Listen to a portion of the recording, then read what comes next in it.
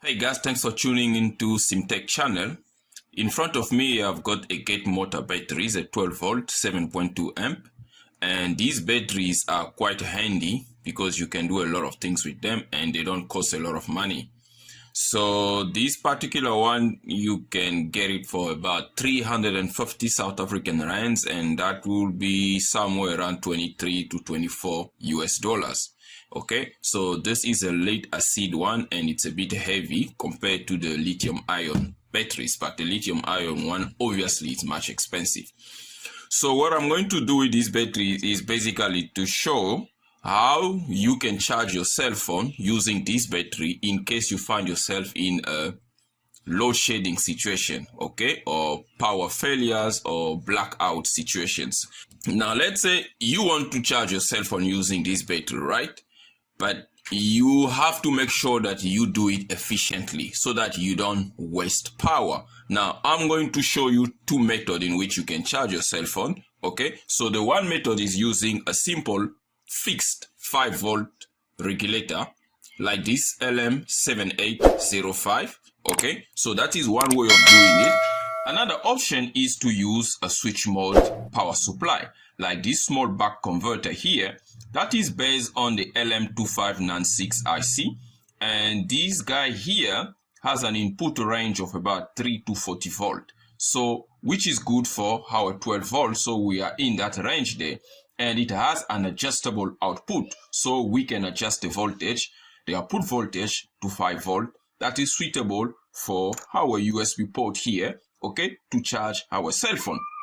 That way we will be emulating the fixed 5 volt coming from the 7805 as well, okay. And this module can do about 3 amps of current. So in this tutorial, I will be basically comparing the efficiency of this buck converter module compared to the fixed 5 volt regulator based on the LM7805, and we're going to see which one is suitable to charge your cell phone, especially if you are charging it from a battery. So you have to make sure that you are charging your cell phone efficiently so that you don't have power to waste. But before I connect it to my battery here, I want to now do the comparison first using the power supply. So this green board here is nothing fancy. It's basically just an adapter board, okay, that is here to facilitate the connection from the voltage regulator here, the 7805 fixed 5 volt.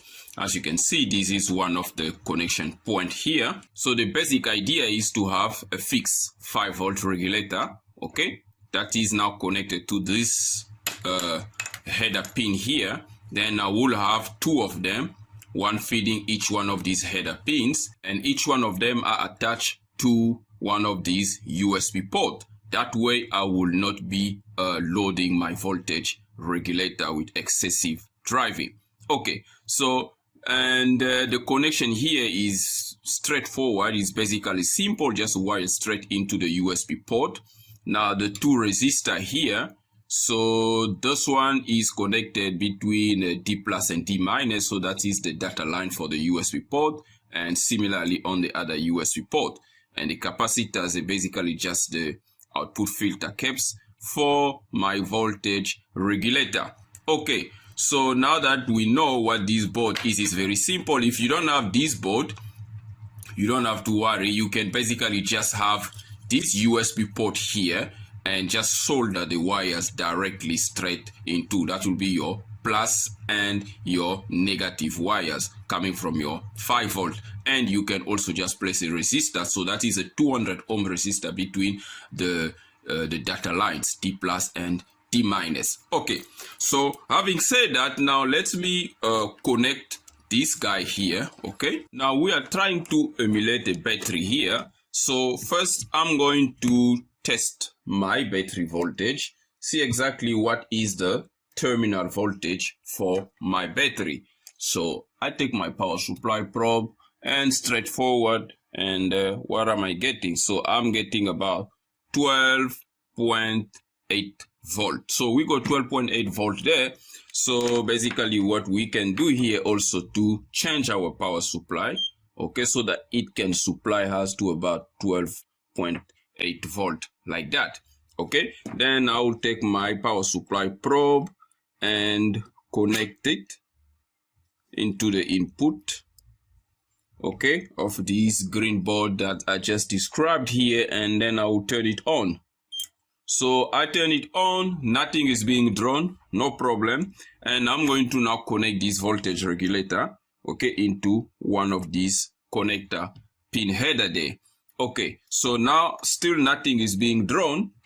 And if I now take my multimeter, so if I take my multimeter here and then probe on the output of my voltage regulator right there, and we can see that we're getting 4.997 volts. So it's basically a fixed 5 volts. So now I know this fixed 5 volt is being fed in here, and I'm getting it into the bottom USB port there. So I'm now going to take my charger cable. So I take the charger cable and just plug it in there. Then I'm gonna take my cell phone, and here we have a very flat Nokia battery. So I'm just gonna plug it there. Okay, so now it says that it is charging, and we can see that we are drawing about what, 0.14 amps, so that's 140 milliamps. So the charger is still trying to adjust to see what kind of charger is connected. Okay, there we have. So the current just gone up. As you can see, the battery is being charged, and it is drawing about 0.53 amps. So that is 500 milliamps. Okay, so we've got 530 milliamps of current being drawn, and the power is 6.78 watt. Okay, so in order to calculate the efficiency, we know that this is a linear regulator. So linear regulator, the efficiency normally just goes like this. So efficiency will just be V out, right? So V out divided by V in, and then you will tell the story. So this tells us the story straightforward. So we know that we are getting out 5 volt. Let's just say it's 5 volt, and we are putting in 12.8. So straightforward, this gives me about 0.39. So what is this? This is 39% efficiency. So very bad efficiency. It's not even 50%.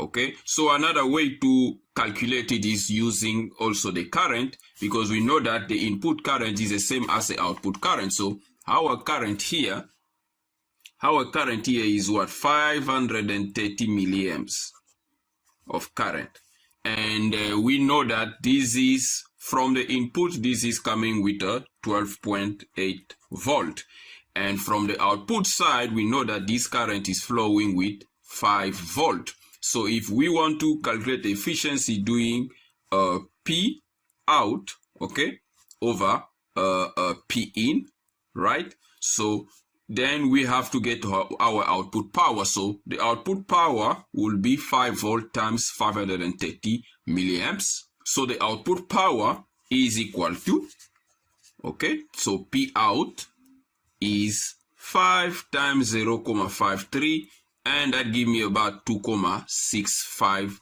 watt. And we can already see that the input power, okay, is about 6.78 watt. That is what is being drawn from the power supply, as we can see there. So P in is equal to 6.78 watt. So this will mean our efficiency here will be 2.65 divided by 6.78, okay, and this gives me also 0.39, which is 39% efficiency. It's the same efficiency regardless of how you calculate it. So in terms of wasting power, this means that we are putting in 6.78, but we're only getting in out what, 2.65. So if you do 6.78 minus 2.65, you're getting 4.13 watt, right? This is how much power you are wasting just for charging the cell phone. You're wasting 4 watt. Now I can tell you already, if you touch this metal here, it's getting hot. I mean, I can still hold it, okay, but not for long because it's getting hot. The regulator is still operating because it can handle that heat up to a certain degree. We're not going into the detail of the fixed voltage regulator thermal capability, but we know that it is working. We're still getting a 5 volt. You can see this thing I've been running now for a while. If I take my multimeter and measure the output, you can see we are still getting 4.97. It drops about something millivolt drop there, but it's like very, very, very tiny. So the voltage is still fixed at 5 volt, although it's running quite hot. It's fine. So you're wasting power, but you are getting the job done. Okay? Your battery is getting charged. Okay? But the cost is too high because now if you are hooked to a battery, you don't want to be wasting power like this, because you don't have a lot of it. You got only 7.2 amp of power stored in there, so you want to charge it efficiently. So what if you got about 5 USB ports and everyone need to charge their battery and you are wasting that much just to charge? So not good. This is where we want to compare with this switch mode converter and see which one of these two can actually give us a much better efficiency. So now let us connect now the switch mode power supply and see what the difference will look like.